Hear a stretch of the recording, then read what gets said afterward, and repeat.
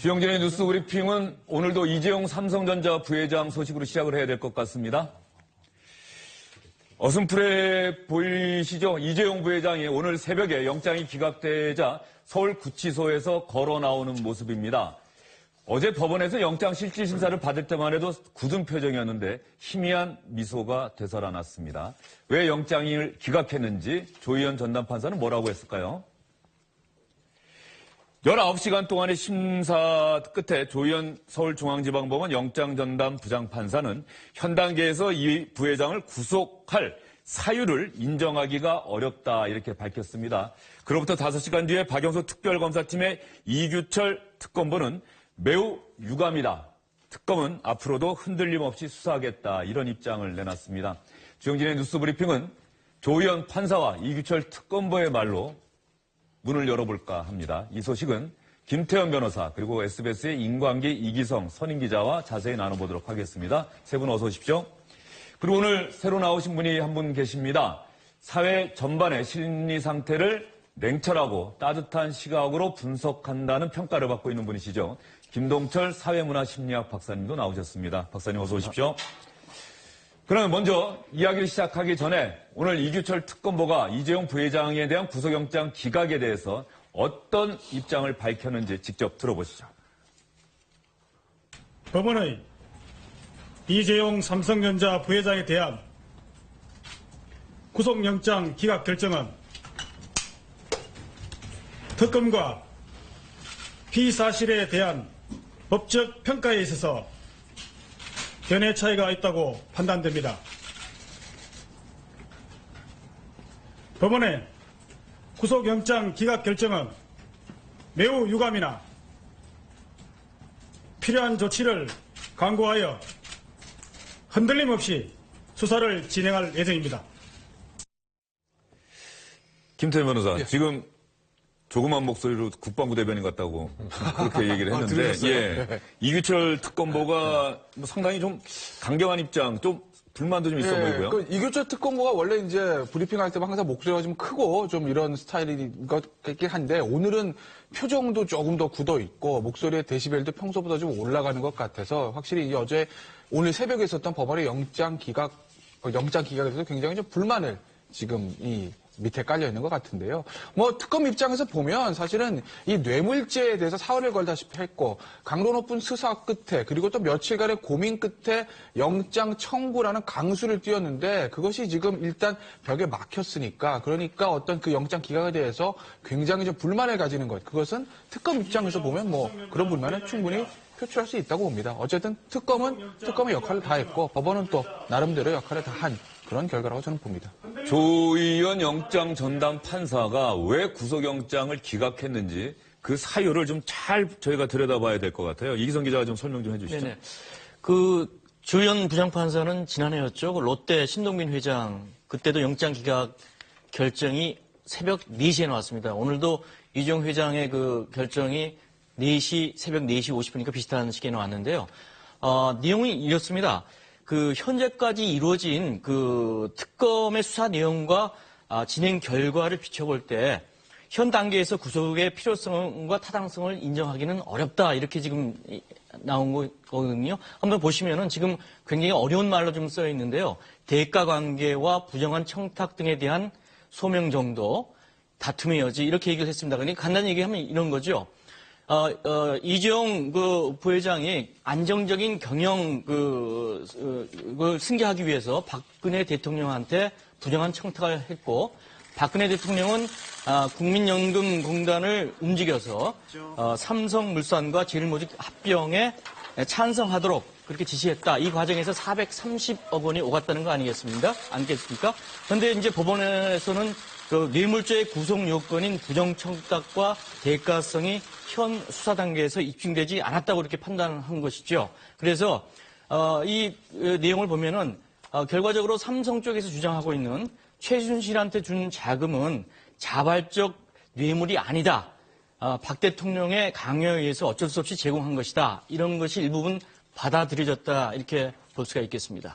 뭐 여러 가지로 보면은 조희연 판사가 여러 이유를 들었는데 뇌물 혐의에 대해서는 다툼의 여지가 있다.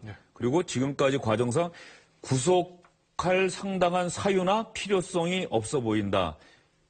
근데 이 부분에 대해서 전문가시니까 잘 이해하실 텐데 일반인들은 모르겠어요. 특검은 저렇게 자세하게 구속을 해야 된다라고 했는데 법원은 기각하고. 그러니까 아까 이제 제가 특검은 특검의 역할을 다 했고 나름대로 법원은 법원의 역할을 다 했다고 말씀드리지 않았습니까? 특검은 나름대로 강도 높은 수사 끝에 증거를 확보했다. 이렇게 판단한 것 같은데 법원의 판단은 달랐다는 겁니다. 그러니까 제가 어제도 이제 나와서 설명을 드렸듯이 이 법원이 영장을 기각시킨 이유는 한마디로 뇌물죄가 성립되는지 확신할 수 없다는 겁니다. 즉 대통령이 돈을 직접 받은 것이 아니라 K재단, 미래재단 또는 최순실 씨가 받은 것이기 때문에 부정한 청탁이라든지 최순실 씨가 받은 것을 박근혜 대통령이 받았다고 볼 수 있는 공동지갑론 이런 부분에 대한 특검의 어떤 입증이 좀 부족했다. 그렇기 때문에 뇌물죄가 된다고 나는 확신할 수 없다. 이런 이유로 영장을 기각시킨 겁니다. 그러니까 시청자 여러분께서 절대 오해하시면 안 되는 게 뇌물죄가 성립되는 것 같다.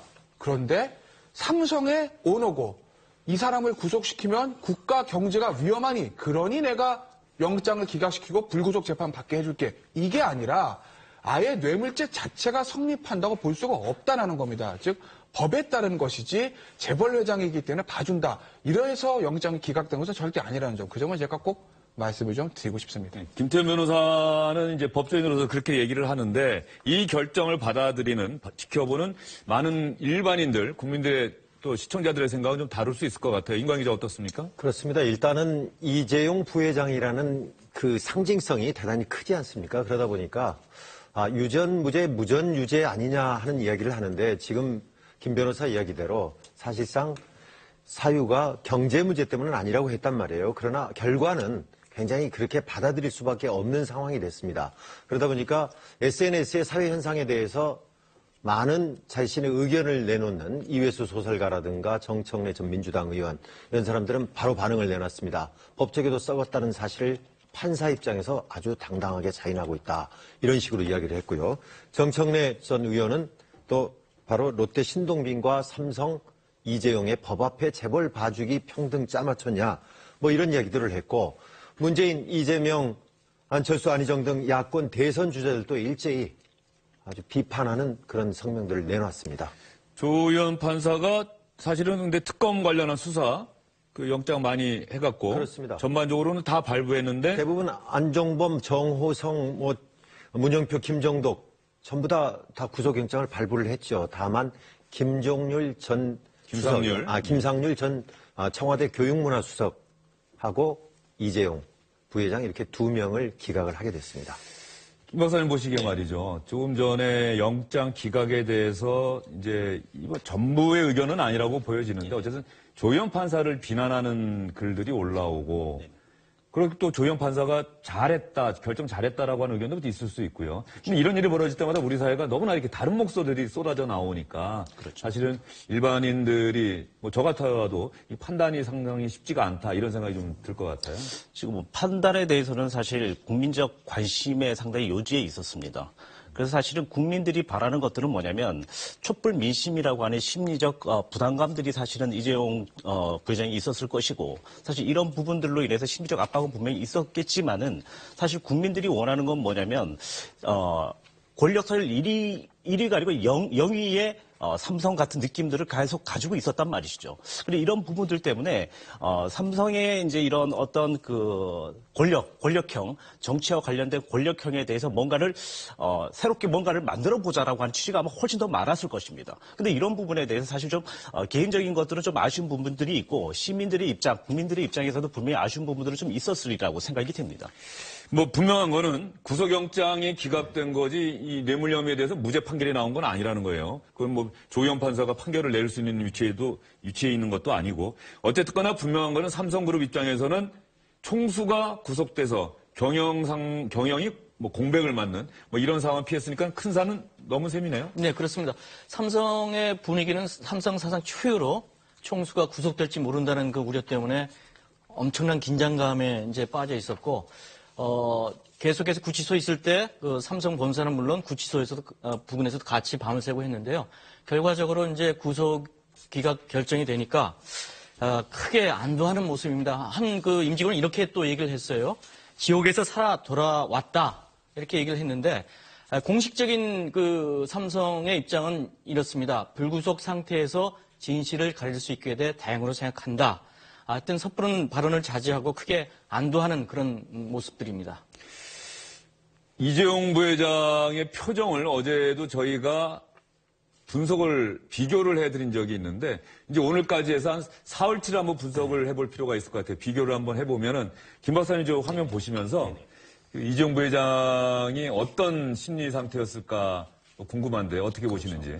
예, 어제의 얼굴이랑 오늘 이제 그 12일 오전의 얼굴은 너무너무 다릅니다. 지금 걸어오는 모습을 이렇게 보시면. 오늘 새벽이죠. 예, 미소가 이렇게 머금는 그런 표정이 있잖아요. 그죠? 자, 이게 이제 저희들 행동 언어라고 이야기를 합니다. 행동 언어. 행동 언어. 예. 말로써 어떤 행동에 대한 표현도 얘기를 할 수는 있겠지만은 표현이라든지 표정으로 그 사람에 대한 심리를 그대로 나타낼 수 있는 거거든요.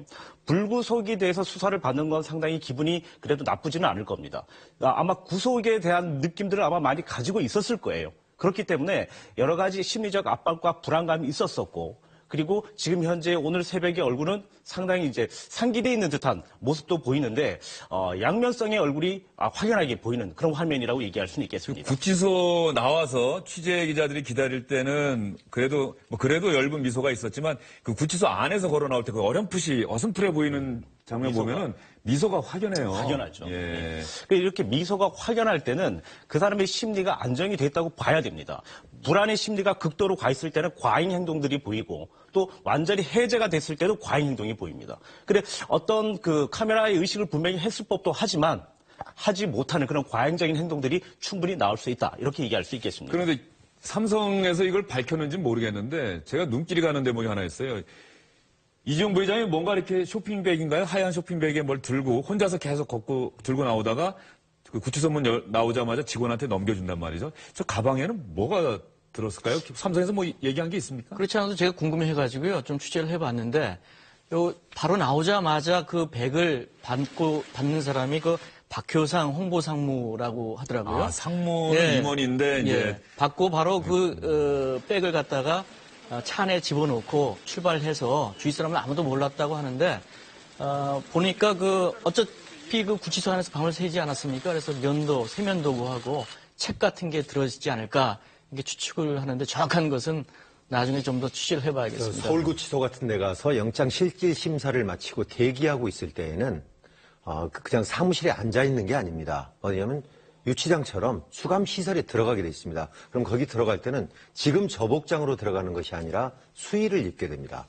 그러니까 저걸 마치 수감되는 것처럼 모든 절차를 마치거든요. 그러니까 저 옷을 다 벗고 수의를 갈아입기 때문에 거기에서 필요한 물건들, 그러니까 바로 구속이 될 수도 있는 상황이거든요. 그러다 보니까 수감 생활에서 필요한 거라든가 또는 최소한 하룻밤을 셀 무슨 칫솔이라든가 이런 물건들이 거기에 들어있다고 그럽니다. 살짝 보면은 쇼핑백에 볼록한 게 그 추리닝 바지 같은 게 좀 있어 보이기도 해요. 검은색 물건이 보이는데 어쨌든 이재용 부회장 입장에서는 구속까지 각오하면서 초조한 마음으로 기다리다가 오늘 새벽에 그 영장이 기각되면서 다시 또 회사로 바로 출근했다고는 하는데 특검 입장에서 한번 봐야 돼요. 특검은 어쨌든 이재용 부회장에 대한 구속영장 그 밑에 3인방 최지성 부회장이나 박상진 사장 이런 사람들 장충기 사장은 불구속 수사하겠다고 하면서까지 영장을 청구했는데 기각됐단 말이에요. 앞으로 수사 방향을 좀 바꿔야 될까요? 일단 특검이 이제 가장 당면한 과제가 이제 과연 영장을 재청을 할 것이냐 아니면 그냥 이대로 불구속 기소를 할 것이냐 이거를 결정해야 되는데 내부적으로 굉장히 이견이 많은 것 같습니다. 이게 특검 내부에 이견이 많았다는 것을 단적으로 알 수 있는 게 이재용 부회장은 22시간 동안 조사하고 나서 바로 영장을 청구한 게 아니라 며칠 계속 미루다가 주가 바뀌어서 청구하지 않았습니까? 그만큼 이재용 부회장에 대해서 뇌물죄 성립 여부에 대해서 특검 내부에서 격론이 벌어졌다, 이견이 있었다밖에 볼 수 없는 것이고 그런 와중에 영장이 기각됐으니 당연히 특검 입장에서 앞으로 방향을 어떻게 잡아야 되느냐에 대해서 내부적인 이견이 있을 겁니다. 근데 지금 아직까지 특검이 향후에 어떻게 할지는 장담할 수는 없으나 이게 조희연 부장판사의 영장 기각 사유가 재벌이기 때문에 경제 문제로 해서 봐준다가 아니라 뇌물죄 성립 자체에 의문이 있다라는 것이기 때문에 영장을 재청구하기는 현실적으로 어려워 보입니다. 아마 추가 수사를 해서 불구속 기소 쪽으로 가닥을 잡을 확률이 현재로서 높아 보입니다. 그 부분이 우리가 이 자리에서 김태현 변호사와 함께 얘기했던 그 대목인 것 같아요. 뇌물죄는 분명히 공직자가 그 수수 대상인데 돈을 금품을 받은 사람이 그 공직자여야 하는데 최순실이라는 민간인에게 준 돈이 뇌물이라고 했다는 것 자체가 처음에 고개를 갸웃가리게 한 것 아니겠습니까? 결국 이제 검찰도 그 부분 때문에 직권남용만 얘기를 하고 뇌물죄에 대해서 수사가 미진하다. 특검으로 넘기겠다고 특검을 넘긴 것이고요. 그래서 특검도 거기다 이제 포커스를 맞춰서 수사를 했는데 지금 그게 일단 영장장에서 꺾인 거 아니겠습니까?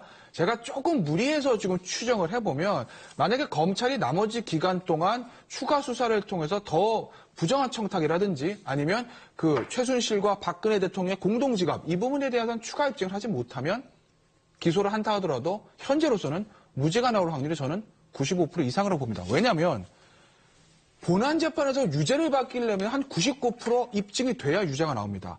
증명이라고 하거든요. 그런데 영장 단계에서는 80%만 소명만 돼도 영장이 발부가 됩니다. 근데 지금 산술적으로 말씀드리기 어렵지만 80%의 소명도 안 됐다는 거 아니겠습니까? 그럼 추가 수사를 통해서 나머지 20%까지 채워서 99%까지 만들어야 되는데 아직 80도 못 왔으니 산술적으로 보면 추가 증거를 확보해내지 못하면 본안 소송에서 무죄가 나올 확률이 높은 거죠. 김태현 변호사 얘기 듣다 보니까는 이렇게 이해가 되네요. 그러니까 특검 입장에서는 이재용 삼성 부회장을 구속한 상황에서 충분히 수사를 해서 그 결과를 토대로 다음 달 초 박근혜 대통령 대면 조사할 때 자, 이재용 부회장도 이렇게 얘기를 했고 이런 결과가 있는데 대통령도 분명하게 사실을 얘기해라. 대통령 압박하려고 했는데 결과적으로 영장이 기각됐다고 한다면 박근혜 대통령 다음 달 초, 오늘도 분명히 다음 달 초에는 대면 조사 하겠다고 밝히긴 했는데 예정대로 할 수 있을까 이런 생각도 좀 들어요. 일단은 특검 조금 전에 있었던 브리핑에서 반드시 2월 초, 다음 달 초에는 반드시 대면 조사를 하겠다. 이렇게 이야기를 했습니다.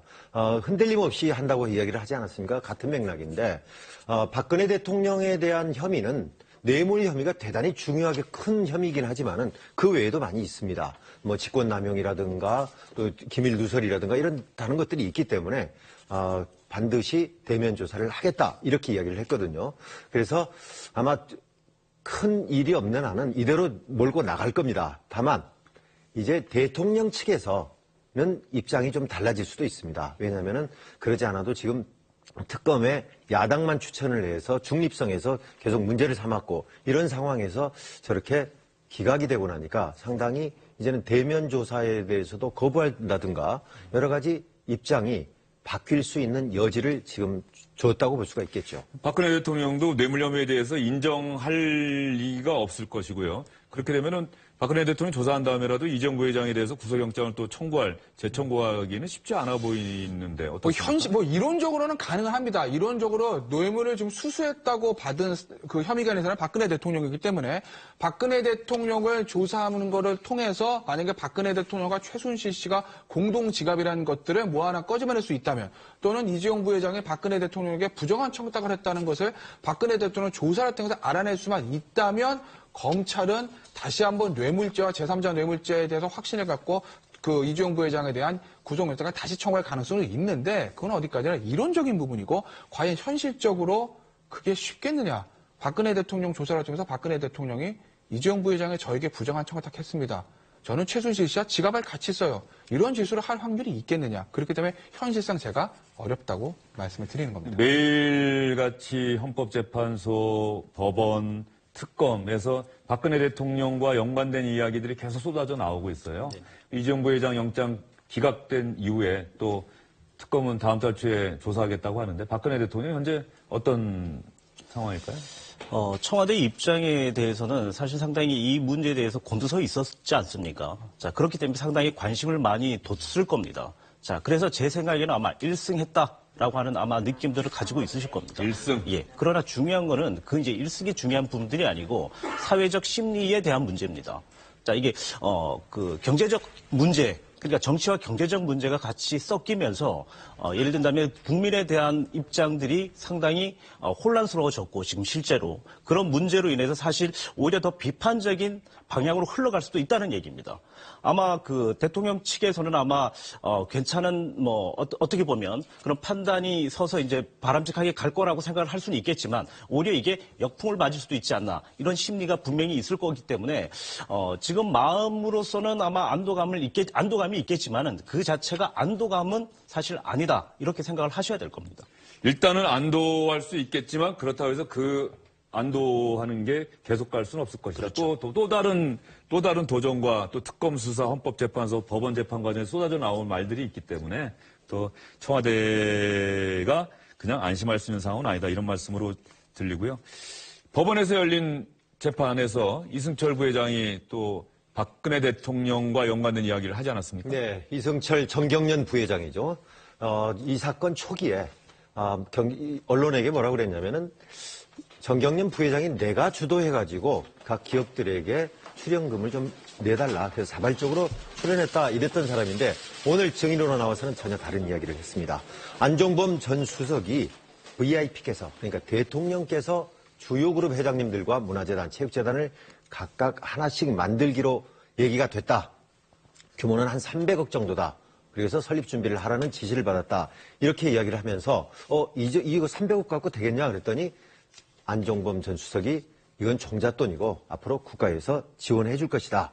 이렇게 했는데 뒤늦게 또 500억 원으로 규모가 늘어난 것에 대해서 오늘 재판에서 물어보니까 VIP가 500억으로 늘려야 한다. 그렇게 해서 나는 따를 수밖에 없다. 이렇게 이야기를 했습니다. 근데 이제 이 부회장이 먼저 기금을 늘려야 한다고 제안했다는 안종범 전 수석 측의 주장하고는 정반대되는 내용이죠. 이승철 부회장이 뭐 그런 얘기까지 또 했다고 하더라고요. 아까 윤나라 기자 리포트 보니까는 이제 막 수사팀이 확대되고 막 이러니까는 안종범 전 수석이 직접 메모를 해서 보내준 게 허위 진술 좀 해달라. 예, 비서를 통해서 보좌관을 통해서 했던 것을 지금까지 공개하지 않고 있다가 오늘 법정에서 공개를 해서 제출을 했습니다. 결과적으로 국회 청문회 과정이나 국정조사 과정에서 이승철 부회장이 자발적으로 한 것이다라고 봤을 때 사실은 믿은 사람들이 거의 없지 않습니까? 근데 그렇게 지시를 했고 또 끝나고 나면 안종범 수석 측에서 전화 와가지고 잘했다 이렇게 격려도 했다고 이렇게 오늘 이야기를 했습니다. 어쨌든 이승철 부회장이 지난해 국정조사 때는 자발적으로 한 것이다 해서 결정적으로 입장을 바꿔서 다 청와대 측의 압력과 지시를 받고 했다. 이렇게 현재 재판에서 진술을 하고 있습니다. 저희는 두 번째 오늘의 말로 한번 넘어가 보도록 하겠습니다. 주요 뉴스 전해드릴 때 저 소식 듣고 저도 참 충격을 받았는데요. 박근혜 대통령도 차명폰이 있다. 정호성 전 비서관, 박근혜 대통령의 측근 중에 측근. 정호성 전 비서관이 한 얘기니 거짓말일 리는 없고요. 우리나라 대통령이 차명폰을 써야 할 이유가 있었던 건가요? 오늘 최순실 씨 재판에서 증인으로 이제 나와가지고 이렇게 이야기를 했는데 물어봤습니다. 대통령과 차명폰으로 사실 정호성 전 비서관이 차명폰 대여섯 대를 압수수색할 때 수색을 당했거든요, 압수를. 그래가지고 거기에서 나온 파일들이 지금 문제가 되고 있지 않습니까? 그래서 대통령과도 차명폰 썼느냐 그랬더니 그렇다고 했습니다. 그러면 대통령도 차명폰을 갖고 있느냐 그랬더니 좀 머뭇거리더니 그렇다 이렇게 이야기를 했어요. 그럼 차명폰을 대통령이 직접 본인이 갖고 계시느냐 휴대하느냐 그랬더니 그거는 잘 모르겠는데 회의 때나 이렇게 어떤 행사 때는 꺼놓는 걸로 알고 있다. 그래서 왜 차명폰을 쓰느냐 그랬더니 아무래도 도청 위험성 때문에 내가 차명폰을 썼다. 우리 정치에 좀 아픈 부분이다. 이렇게 이야기를 했습니다. 김 박사님은 대통령 차명폰 소식 듣고 어떤 생각이 드십니까? 보통 이제 차명폰이라 그런다면 이게 사실 거짓된 폰입니다. 자, 밀담을 하기 위한 거나 자기 개인의 목적을 위해서 만들어내는 확률들이 상당히 높습니다. 그렇기 때문에 어떤 공익적인 목적으로 도청에 대한 부분들이라고 얘기를 한다면 아마 시민들이 상당히 이해를 못하고 납득을 못할 거라고 생각을 합니다. 김태현 변호사는 어떤 생각이세요? 글쎄, 예전에 우리 휴대전화 감청 얘기할 때 국정원에서 기술적으로 휴대폰 감청은 안 된다고 그런 얘기 하지 않았습니까? 통신사에 휴대폰을 감청할 수 있는 설비가 없기 때문에 그게 안 된다. 그러니까 법을 좀 개정해가지고 할 수 있게 해달라. 그런 입법도 개정안 법도 통신비밀법도 개정안도 올라가 있는 걸로 알고 있는데 그런데 정작 청와대에서는 도감청 위협 때문에 차명폰을 쓴다는 얘기를 하고 있습니다. 감히 대한민국에서 누가 박근혜 대통령의 휴대폰을 감청할 생각을 하고 있는지는 또 의문이고 만약에 정말 휴대폰에 도감청 위험이 있다면 기술적으로 얼마든지 그거는 막을 수 있을 것 같은데 굳이 차명폰을 써가면서까지 도감청을 피하려고 했다. 그걸 어느 국민이 믿을지 의문입니다. 바로 이런 부분입니다. 국정농단 사건의 진실은 헌법재판소의 탄핵 심판, 법원의 재판, 특검의 수사를 통해서 계속해서 어떤 윤곽 또 내용들이 공개가 될 텐데요.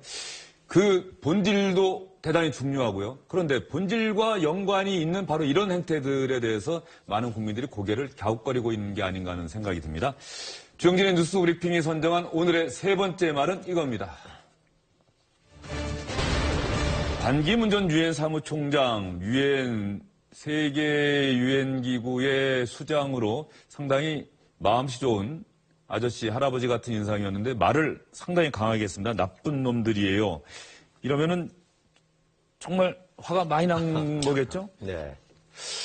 지금 오늘로서 딱 일주일 됐어요. 근데 일주일인데 엄청 전국을 많이 돌아다니니까 굉장히 오래된 것 같은 느낌이 드는데 이 말이 어디서 나왔냐면 어제 대구를 방문을 했었는데 점심시간대쯤에 대구 청년들하고 이 삼겹살 미팅을 하는 자리였습니다. 그 직전에 기자들이 거기에 들어가서 총장님 일본 위안부 문제에 대해서 좀 한 말씀 해주십시오 하고 그걸 또 물어봤어요. 그랬더니 지금 굉장히 그거에 대해서 신경질적인 반응을 지금 나타내고 있는 상황에서 그걸 또 물으니까 뭐라고 말을 했냐면 위안부에 관해서 제가 역사적으로 무슨 과오를 저지른 것처럼 말하는데 절대 아니다. 앞으로는 어떤 언론이 물어봐도 나는 이거에 대해서는 대답 안 하겠다. 이렇게 말하면서 상당히 장시간 동안 지금 이 언론에 대한 불만스러운 이야기들을 상당히 많이 했습니다. 그리고 식사가 끝나고 나서 1시간쯤 뒤에 지금 대변인 맡고 있는 이도훈 대변인하고 같이 쭉 걸어가면서 물론 기자들하고 같이 있는 자리는 아니었습니다만 걸어가면서 기자들이 들리는 소리로 이 사람들이 와서 그것만 물어보니까 그러니까 위안부하고 관련만 물으니까 내가 마치 역사에 무슨 잘못을 한 것처럼 나쁜 놈들이에요. 이렇게 이야기를 한 게 기자들 귀에 들렸습니다. 그러면 반기문 전 총장이 어제 그 질문, 지금 식사를 막 시작하려고 하다가 또 질문하니까 이제 화가 나서 저 얘기를 했다는 건데 구체적으로 어떤 얘기를 했는지는 한번 들어봐야 정확하게 저희가 또 판단할 수 있지 않을까요? 그럼에도 불구하고 같은 질문을 계속하니까 전도 사실 어떨 때 괴롭습니다. 위안부에 대해서 제가 뭐 어마어마하게 역사적인 과오를 저지른 것처럼 이렇게 말씀하시는데 그건 절대 아니다. 위안부 할머니들이 돌아가시기 전에 이분들의 한을 풀어야 되는 거 아니냐. 이분들의 그 한을 완전히 풀 수는 없습니다. 그러나 그럼에도 불구하고 이분들이 돌아가시기 전에 그래도 최소한도라도 좀 한을 좀 풀 수 있으면 좋지 않겠느냐. 그리고 오랫동안 걸렸던 위안부 문제가 드디어 총리가 사과를 하고 또 정부 예산으로 이렇게 하겠다. 그래서 어느 만큼의 기틀이 좀 잡힌 겁니다. 그런 걸 제가 한 거지 제가 이게 완전히 끝났다. 너무 그렇게 오해하지 마시고요. 계속 저를 따라다니면서 위안부 문제가 어쨌든 이런 거 하지 마세요. 계속 저를 따라다니면서 이런 거 하지 마세요. 상당히 목소리를 높이는데 그러면 2015년 12월 28일 한일 정부 간의 위안부 합의 나왔을 때 네. 반기문 전 유엔 사무총장, 당신은 사무총장이었을 거고요. 그렇죠. 어떤 반응을 내놨던 거예요? 네, 그 합의가 나오자마자 공식 성명을 냅니다. 그 내용을 보면 말이죠. 한국과 일본의 외무장관이 위안부 이슈에 대해서 합의를 본 것에 대해서 환영한다. 박근혜 대통령과 아베 총리의 리더십과 비전을 높이 평가한다. 이렇게 아주 좋은 호평을 내놨습니다. 이뿐만이 아닙니다. 2016년 지난해 1월 1일이었죠. 박근혜 대통령과 이제 또 통화를 하게 되는데요. 거기에도 이런 얘기를 합니다. 박 대통령이 비전을 갖고 올바른 용단을 내린 것에 대해 역사가 평가할 것. 이렇게 또 합의에 대해서 높이 평가를 했습니다. 합의 자체가 뭐 완전히 잘못됐다 이런 평가보다는 그 합의가 그 당사자인 위안부 피해자 할머니들의 동의까지였고 국민적 동의까지 얻었다고 한다면 정말로 잘된 합의였겠죠. 그러나 그렇지 못하기 때문에 이런 상황들이 계속되고 있는 것 같은데 뭐 반기문 전 총장 평소에 화법, 언어 사용을 봤을 때 나쁜 놈들이에요라는 것까지 썼다고 한다면 이거 화가 나도 단단히 난 거예요. 제가 봐도 화가 좀 많이 나신 것 같습니다. 근데 이제 이걸 저희들이 이제 두 가지 입장으로 봐야 되는데 귀국하자마자 상당히 바쁜 일정을 소화해내셨습니다. 그래서 상당히 이제 몸도 피곤하고 사실 심리적으로도 상당히 안 좋은 상황이었을 것이다라고 이제 생각이 들고요. 또 두 번째는 이제 완장 효과라고 있습니다. 유엔 사무총장 전 사무총장을 하시면서 오랫동안 완장에 대한 아마 의식들이 있었을 가능성들이 상당히 높습니다. 그렇기 때문에 내가 예를 든다면 일단 그 수장이었기 때문에 좀 낮은 얘기라든지 불편한 얘기들을 직설적으로 이야기를 할 수 있다는 얘기입니다. 자, 이런 부분에 대해서는 사실 인식의 표현들이 아직은 완전히 정화되지 않았다. 이렇게 얘기할 수도 있겠습니다.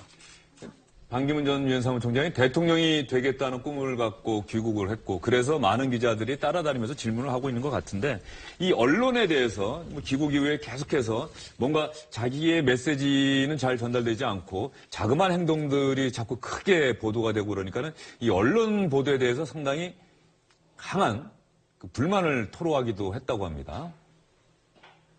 왜 할 일이 많은 분들이, 젊은 분들이 그렇게 뭐 페이크 뉴스라든지 가짜 뉴스라든지 남을 헐뜯는 이런 거에 맛을 들이고 거기서 기쁨을 느끼고 남이 남을 욕하는 걸 기쁨을 느낀다. 그 대한민국 국민이 할 일 아닙니다. 제가 이런 건 고쳐야 되겠다. 반기문 전 총장의 생각과 입장은 또 이해가 되는데 또 기자는 어쨌든 간에 집요하게 물어봐야 하는 게 또 기자가 할 일이잖아요. 그렇습니다. 그 기자가 말이죠. 취재원이 좋아하는 것만 이렇게 쓸 수는 없는 것이고요.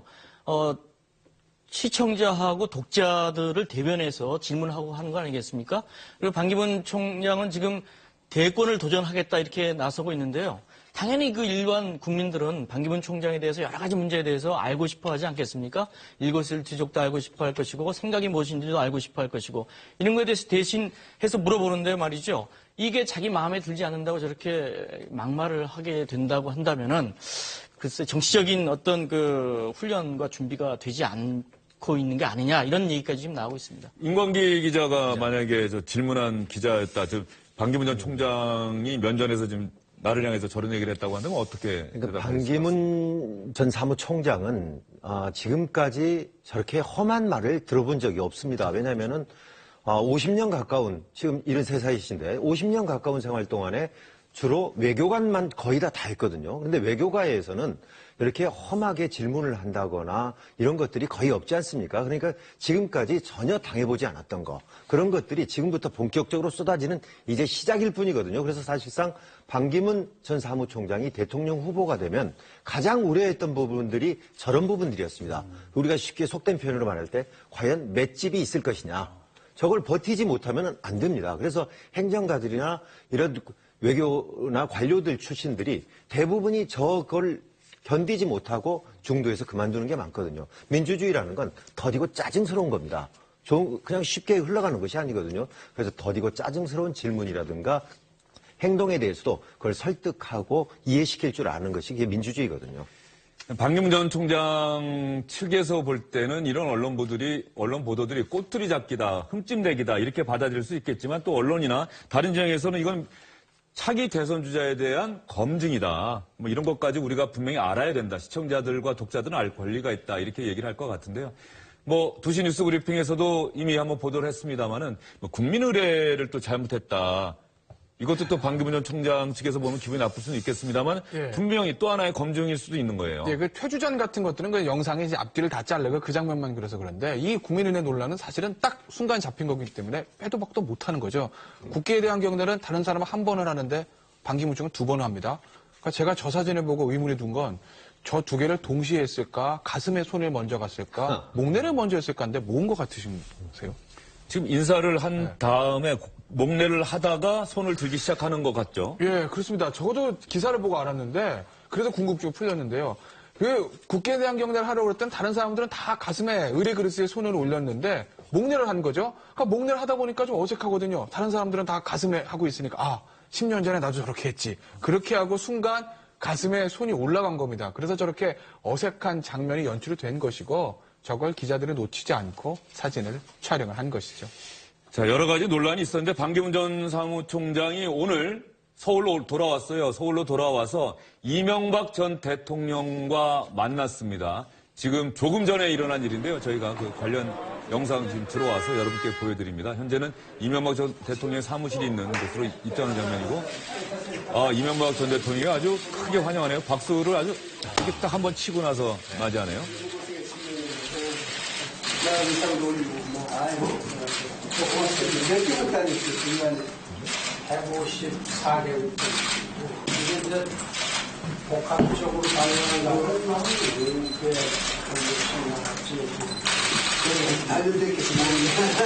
잘 안 들리는데 지금 154개국을 방문했었다 뭐 이런 내용인 것 같아요. 10년 동안에. 예, 이명박 전 대통령 오랜만에 화면에서 보는데 하여튼 반기문 전 대통령 맞이하는 장면이 인상적인데 지금 그런 얘기가 있지 않습니까? 저 박수 치는 게 상당히 인상적이죠. 반기문 전 총장 주변에 이명박 전 대통령을 돕던 사람들이 많다. 많이 있습니다. 그래서 외교관도 그렇고. 반기문 전 총장이 뭔가 조금 그 주변에 있는 분들이 문제가 있는 것 아니냐 또 이런 얘기도 있어요. 네.